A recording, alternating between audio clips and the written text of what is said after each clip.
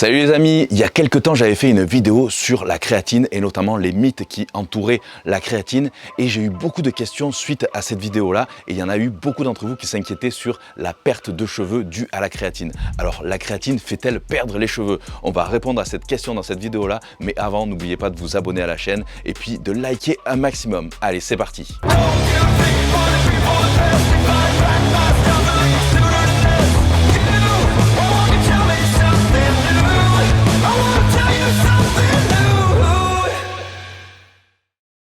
La créatine a commencé à devenir populaire à partir des JO de 1992 quand la star du sprint de l'époque, Linford Christie, a déclaré que la créatine l'avait aidé à gagner le 100 mètres. Et c'est vrai que 30 ans plus tard, la créatine reste un des compléments les plus populaires et surtout les plus étudiés.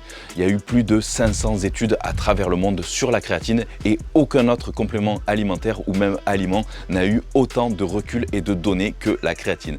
Et pourtant, même encore de nos jours, il y a énormément de rumeurs et d'idées fausses qui circulent sur la créatine, dont une très courante qui dit que la créatine pourrait faire perdre les cheveux. Pourquoi cette rumeur persiste et d'où vient-elle? En fait, cette rumeur perdure depuis des années et elle provient d'une simple étude réalisée en 2009 en Afrique du Sud sur des joueurs de rugby de niveau universitaire qui ont pris de la créatine tous les jours pendant 3 semaines.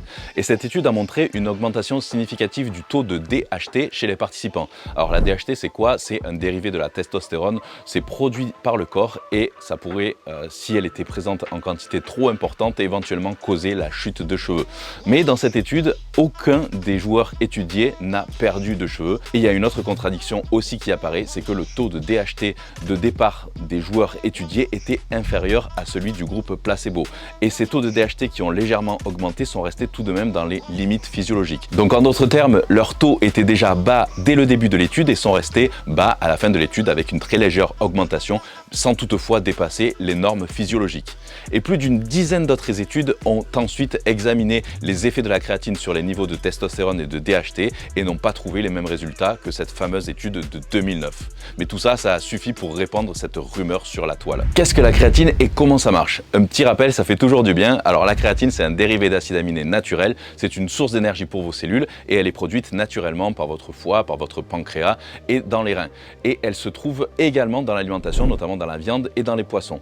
Elle est stockée sous forme de phosphocréatine dans les muscles qui peut être ensuite dégradée plus tard pendant l'activité physique et utilisée comme source d'énergie pour la contraction musculaire. Alors elle ne sert pas à construire du muscle comme les protéines, mais elle permet de régénérer l'énergie utilisée par les muscles. Et quand vous prenez de la créatine en complément, il y aura plus de créatine qui sera disponible dans vos muscles. Et grâce à l'augmentation de ces niveaux de créatine, vos muscles seront capables de produire plus d'énergie pour vos trainings justement et ainsi vous pourrez prolonger vos efforts. Et du coup par conséquent, vous allez pouvoir faire des séances plus intenses, augmenter vos charges et faire plus de répétitions durant vos séries, donc à terme gagner de la masse musculaire. Il y a même certaines études qui montrent aussi que la créatine pourrait améliorer la mémoire, la fonction cérébrale et même être bénéfique pour des patients atteints de maladies neuromusculaires, de diabète 2, Parkinson, Alzheimer et autres traumatismes cérébraux. Alors je vous rappelle que la créatine n'est pas considérée comme un produit dopant par l'Agence mondiale antidopage ni par aucune organisation que ce soit. Donc ce n'est pas du dopage, elle peut s'acheter partout, autant sur internet qu'en magasin de sport. La plupart des études portant sur la créatine depuis 30 ans montrent son efficacité pour améliorer les performances et surtout aussi l'absence d'effets secondaires néfastes pour la santé. Alors il n'existe pas vraiment d'apport nutritionnel conseillé en créatine, mais c'est vrai qu'il est recommandé généralement de prendre entre 3 à 5 grammes de créatine par jour. Rappelons aussi que la créatine elle est apportée par l'alimentation et synthétisée par le foie si l'on n'en consomme pas suffisamment ou peu.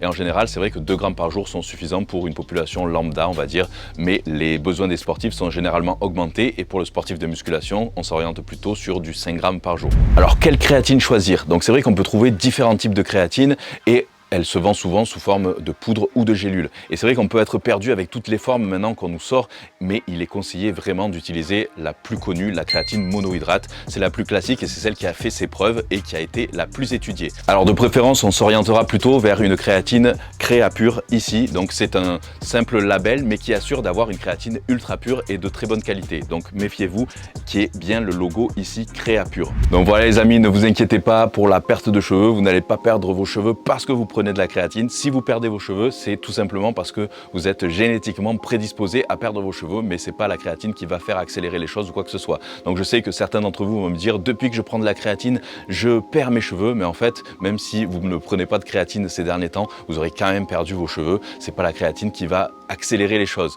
Donc voilà les amis, n'ayez plus peur. En tout cas, il y a plein de mythes démystifiés depuis le temps autour de la créatine, mais c'est le complément, comme je vous l'ai dit, le plus étudié depuis plus de 30 ans. Donc franchement, il n'y a vraiment aucune crainte là-dessus. Et puis, ses effets sont déjà prouvés depuis bien longtemps sur les performances, etc.